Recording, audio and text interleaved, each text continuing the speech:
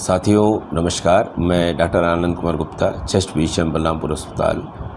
मैं अपने channel doctor आनंद medical पाठशाला में जो मेरी सीरीज़ चल रही है राइनाइटिस पर, उसमें आज नॉन एलर्जिक राइनाइटिस के दूसरे वीडियो को लेकर के आया हूँ।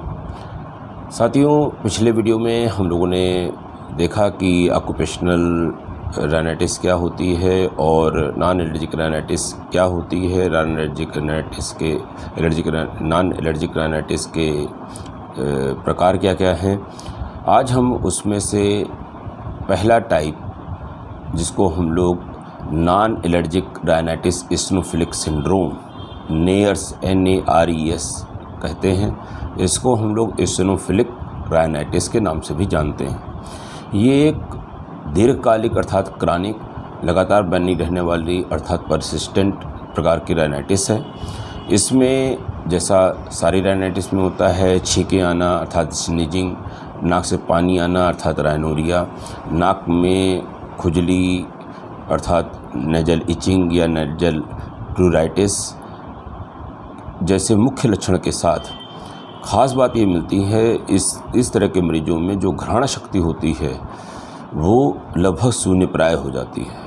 आपने एलर्जिक राइनाइटिस में जाना था कि घ्राण शक्ति में कमी होती है, कभी पूरा शून्य नहीं होती, इसमें लगभग शून्य हो जाती है। और इसके दूसरी ख़ास बात यह है कि नाक की म्यूकोसा की अगर उसका सैंपल लेकर के अगर हम उसकी साइटोलॉजी करें, सेल्स के बारे की डिटेल्स देखें, कौन कौन से सेल्स उसके इन्फ्लेमेशन में भाग ले रही हैं, उसमें इसिनोफिल्स की संख्या 5 से 25% और ज़्यादातर 20% से ऊपर ही मिलती है। ये ख़ास बात है, इसीलिए इसका नाम non allergic rhinitis eosinophilic syndrome रखा गया कि इसिनोफिल्स इसके अंदर ज़्यादा बढ़ी होती हैं, या इसिनोफिलिक राइनाइटिस रखा गया। इस बीमारी के चलते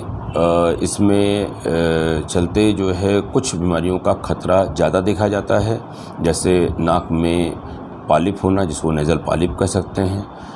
एस्पिरिन या एनसेड ग्रुप की दवाओं से सेंसिटिविटी का बढ़ जाना, या अस्थमा का एपिसोड ज़्यादा, तो वैसे भी राइनाइटिस से के मरीजों में अस्थमा होने का संभावना ज़्यादा रहती है, और उसको हम लोग वन एयरवे वन डिज़ीज़ के नाम से पहले से भी जानते हैं कि एलर्जिक राइनाइटिस के पेशेंट ज़्यादातर चेंज हो जाते हैं, बढ़ करके उसमें अगर कंट्रोल ना रखा जाए या डिलेड बाद में अस्थमा में होने की संभावना रहती है। उसमें नॉन एलर्जिक होने के बावजूद भी इसमें अस्थमा होने की संभावना देखी जाती है बढ़ी हुई। और यहाँ भी देखा जाता है कि इसमें OSA अर्थात ऑब्स्ट्रक्टिव स्लीप एपनिया जो सिंड्रोम होता है उसको भी ये बढ़ावा देता है। यदि नॉन एलर्जिक जो नॉन एटॉपिक पर्सन में पाई जाने वाली जो नेज़ल म्यूकोसा है, उसमें लोकल IgE जो IgE टाइप की इम्यूनोग्लोबुलिन होती है, अगर वो बढ़ी हुई मिल जाए तो उसको हम कहेंगे लोकल एलर्जी बढ़ी हुई है।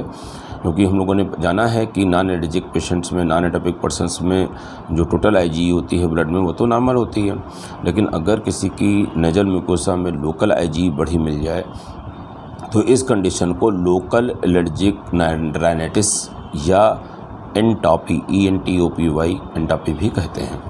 और जो नेयर्स है NARES, इसका इलाज उसी तरह से होता है जैसे हम लोग AR में करते हैं, अर्थात एंटी हिस्टामिनिक, जिसको आप एलर्जी गोली कहते हैं, या नेजल जो कॉर्टिकोस्टेरॉइड्स हैं उनके स्प्रेस।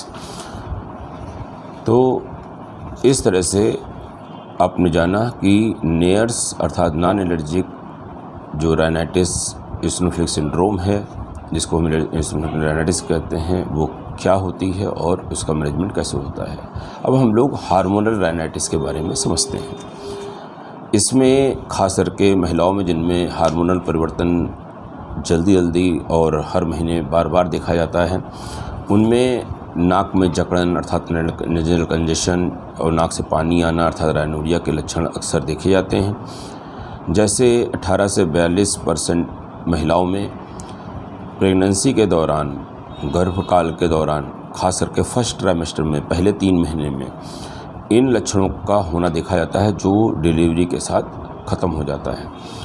तो इसके इलाज के लिए प्रेग्नेंट लेडी में इस तरह के लक्षण हो रहे हों, या तो अगर इग्नोर करने लायक हैं इग्नोर कर दीजिए, नहीं तो जो जनरल फिटनेस के लिए आपको रेगुलर एक्सरसाइज करते हैं उससे भी इसमें आराम मिल जाता है। नेजल सलाइन वाश से इसमें आराम मिल जाता है, और इसमें मेडिकेशन के बजाय इन्हीं दोनों तरीक़ों से आराम पाने की सलाह दी जाती है आम तौर पर।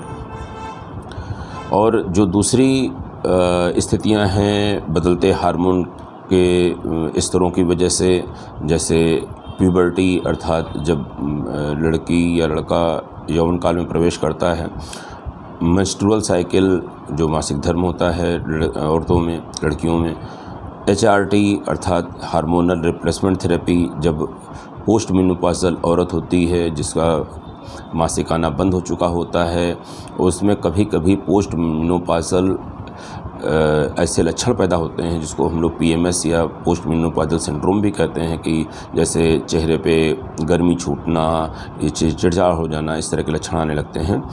तो जिनमें ये लक्षण काफ़ी परेशान करते हैं उसमें हम लोग हार्मोन रिप्लेसमेंट थेरेपी करते हैं। तो ऐसी स्थिति में इनको दिया जा रहा हो तो, या ग्रोथ हार्मोन जो हमारे वृद्धि करने वाला बच्चों में वृद्धि करने वाले हार्मोन होते हैं, उसमें एक्रोमेगैली नाम की बीमारी का रहता है उसकी वजह से, या हाइपोथायराइडिज्म के कुछ पेशेंट्स में, या जो मुखीय गर्भ निरोधक गोलियां अर्थात OCP ले रही होती हैं, ओरल कंट्रासेप्टिव पिल ले रही होती हैं, उनमें इस तरह की जो भी हार्मोन परिवर्तन वाली स्थितियां हैं, चाहे बाहर की मेडिकेशन से और चाहे अपने सामान्य जीवन के फ्लक्चुएशन से, उसमें जो है इस तरह के लक्षण आमतौर पे देखे जाते हैं। और इसमें जो है इनका इलाज लक्षणों के पर नियंत्रण करना और उसकी स्थिति के अनुसार उनका निरीक्षण करना। जैसे मान लीजिए OCP लेने से ज़्यादा परेशानी हो रही तो OCP बंद कर दिया गया, HRT से परेशानी ज़्यादा हो रही है तो उसको मैनिपुलेट कर दिया गया, इस तरह से। अब तीसरी स्थिति आती है drug induced rhinitis.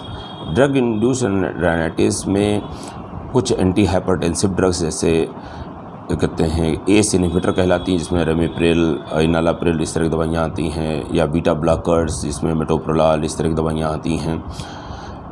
Benign prostate hypertrophy prostate की दवाइयाँ जिसमें अल्फ़ा रिसेप्टर एंटागोनिस्ट आती हैं जैसे एल्फ्यूजोसिन, या कुछ कहते हैं कि फास्फोडाइस्ट्रेज 5 इनहिबिटर्स जिसको PDE5 इनहिबिटर भी कहते हैं, जिसमें सिल्डेनाफिल इस तरह की दवाइयाँ आती हैं, या कोकेन जो एब्यूज़ करते हैं, मतलब कोकेन जैसा नशा लेते हैं, उन सब में इस तरह के राइनाइटिस के लक्षण देखे जाते हैं। तो ये ड्रग इंड्यूस्ड राइनाइटिस कहलाती है। एस्पिरिन व दूसरे जो एनसेट्स हैं, non steroidal anti inflammatory drugs हैं, उनके उपयोग से भी नेजल सिम्टम्स मतलब इस तरह के नाक के लक्षण पैदा हुए देखे जाते हैं। तो एक और भी देखा जाता है कि जो आम तौर पे हम लोग नाक खोलने वाली दवा नेजल डिकंजेस्टेंट यूज़ करते हैं, जिनको हम लोग टॉपिकल नेजोवेसोकंस्ट्रिक्टर मेडिसिन कहते हैं, अर्थात नाक की जो खून की नलियाँ हैं उनको सिकोड़ करके हमारी नाक को खोलने में मदद करती हैं। वो ओवर यूज़ की वजह से, जिसमें जाइलोमेटाजोलिन, मेटाजोलिन, ब्रांड नेम ओट्रिवेन, नेजीवियान इत्यादि बाज़ार में आती हैं, उनके ओवर यूज़ की वजह मतलब बार बार नाक बंद हो रही है, हम बार बार बंद कर रहे हैं बिना डॉक्टर से समझे बूझे कि इस क्यों हो रही हमारी नाक बंद, उसका मुख्य कारण क्या है, मुख्य इलाज क्या है, हम सिम्टोमेटिक रिलीफ के लिए बार बार इसको लेते रहते हैं, तो रिबाउंड राइनाइटिस होती है। अर्थात राइनाइटिस मेडिकामेंटोसा हो जाती है, अर्थात ये वो स्थिति होती है जिनमें इन्हीं दवाओं की वजह से दवाएं नाक बंद होना शुरू हो जाती हैं, तो नाक में जकड़न होने लगती है। तो ये दवाओं का साइड इफ़ेक्ट भी है। एस्पिरिन और जो दूसरे एनसेट्स हैं, non steroidal anti inflammatory drugs हैं, जैसे डाइक्लोफेनेक है, आइबुप्रोफेन है इत्यादि, जो है अगर उस ऐसे सेंसिटिव लोगों में अगर से जो सेंसिटिव लोग होते हैं वो लोग अगर सेवन करते हैं तो उसकी वजह से रेस्पिरेटरी सिस्टम में शोथ हो जाता है, मतलब श्वसन तंत्र में इन्फ्लेमेशन हो जाता है, जिससे नाक, पैरानेजल साइनसेस व सांस की नलियों में सूजन जकड़न होने लगती है, मतलब राइनोसाइनोसाइटिस हो जाती है, अस्थमा हो जाता है की जैसी स्थिति पैदा हो जाती है। कभी कभी जो स्किन होती है, त्वचा होती है, उस पर चकत्ते पड़ जाते हैं, अर्टिकेरिया हो जाती है, या वहाँ पे सूजन आ जाती है, एंजियोडेमा हो जाता है, पेट में दर्द, एब्डोमिनल पेन हो जाता है, वोमिटिंग, उल्टी हो जाती है, इवन एनाफिलैक्सिस की स्थिति भी पैदा हो जाती है। यदि कोई मरीज ऐसा है जिसके अंदर क्रॉनिक राइनोसाइटिस के साथ नेजल पॉलिप, नाक के अंदर ग्रोथ पॉलिप नाम की पैदा हो जाती हो, प्लस अस्थमा हो, प्लस एस्पिरिन या दूसरे एनसेड से सेंसिटिविटी हो, से मतलब कि दूसरे लक्षण पैदा होने लगते हों, तो उसको हम लोग सेम्टरस्ट्राइड या एस्पिरिन ट्राइड भी कहते हैं, इन तीनों के कॉम्बिनेशन को। इस ट्राइड का जो नया नाम है वो एस्पिरिन एक्सेसरबेटेड रेस्पिरेटरी डिजीज़ है, AERD, ठीक। और इसको एनसेड एक्सेसरबेटेड रेस्पिरेटरी डिजीज़ भी कह सकते हैं। अगर एस्पिरिन के अलावा दूसरी दवा से है तो NERD कहते हैं। एनसेड के जो एंटी इन्फ्लेमेटरी प्रॉपर्टी होती है वो पैरास्टामॉल में नहीं होती है। पैरास्टामॉल एनसेड नहीं है, अर्थात इससे इन्फ्लेमेशन या शोथ कम नहीं होता है, ये केवल एंटीपायरेटिक के रूप में यूज़ होती है। पैरास्टामॉल की हाई डोज से भी NERD जैसी स्थिति देखी जाती है, जबकि वो एनसेड नहीं है।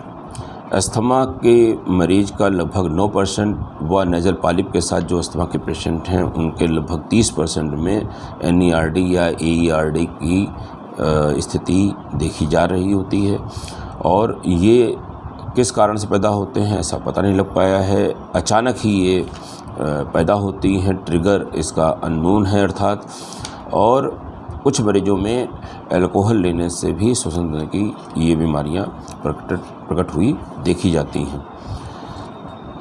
NERD एनसेड एक्सेसरबेटेड रेस्पिरेटरी डिजीज़ की स्थिति में ये ज़रूर पाया गया है कि ल्यूकोट्राइन नाम का केमिकल की अत्यधिक उत्पादन दे पाया गया है, और यही कारण पाया गया है सबसे ज़्यादा इसके काजल फैक्टर के रूप में। तो इसके अंदर जो मुख्य इलाज होता है NERD के केस में या AERD के केस में, वो ल्यूकोट्राइन को कार्य करने से रोकने वाले इनहिबिटर्स जैसे मॉन्टेलुकास्ट या जाफिरलुकास्ट का उपयोग, या फिर ल्यूकोट्राइन का उत्पादन कम करने वाले केमिकल्स जैसे जिलुटान आदि का प्रयोग बेहतर पाया जाता है। इसके अंदर ENT की सर्जन की सलाह से पॉलिप का ट्रीटमेंट किया जा सकता है, क्रॉनिक साइनसाइटिस का इलाज किया जा सकता है, और वहीं अस्थमा का गुणवत्तापूर्वक परख जो है नियंत्रण भी ज़रूरी है। अस्थमा का अगर हम प्रॉपर वो नहीं करते हैं तो हम इसके लक्षण ज़्यादा सफ़र करते हैं। और अगर कोई मरीज़ इससे पीड़ित है लेकिन किन्हीं मेडिकल कंडीशंस के चलते उसको एस्पिरिन लेना ज़रूरी है, जैसा हम लोग कोरोनरी आर्टरी डिजीज़ में देखते हैं या कोई और दूसरी स्थितियां हैं, तो उसमें हम ASA अर्थात एसिटाइल सैलिसिलिक एसिड अर्थात एस्पिरिन का से डिसेंसिटाइजेशन करते हैं। वो भी एक प्रोसेस है जिससे हम शरीर को एस्पिरिन लेने लायक बिना लक्षण के भी बनाने की कोशिश करते हैं। और अगर हम इस थेरेपी में अब मतलब इसके AERD के इलाज में जिनको बहुत ही सीवियर टाइप की AERD होती है उनको बायोलॉजिक्स का उपयोग भी देखा जाता है, और उसमें जो है डुपिलुमैब का उपयोग बेहतर पाया गया है। राइनाइटिस मेडिकामेंटोसा के बारे में हम लोग डिटेल में अगले वीडियो में मिलेंगे। नॉन एलर्जिक राइनाइटिस का एक अगली कड़ी और आएगी, और इसके साथ ही हम लोग राइनाइटिस के बारे में बहुत कुछ जान चुके होंगे। शुक्रिया, फिर मिलते हैं अगले वीडियो में। ऐसा मतलब पूरी अंदेशा है कि आपको ये चीज़ें नई ज़रूर अच्छी लगी होंगी। जानकारी के रूप में आपको क्या चाहिए अगले वीडियो में कमेंट में आप लोग बताते रहिएगा। शुक्रिया, मेहरबानी।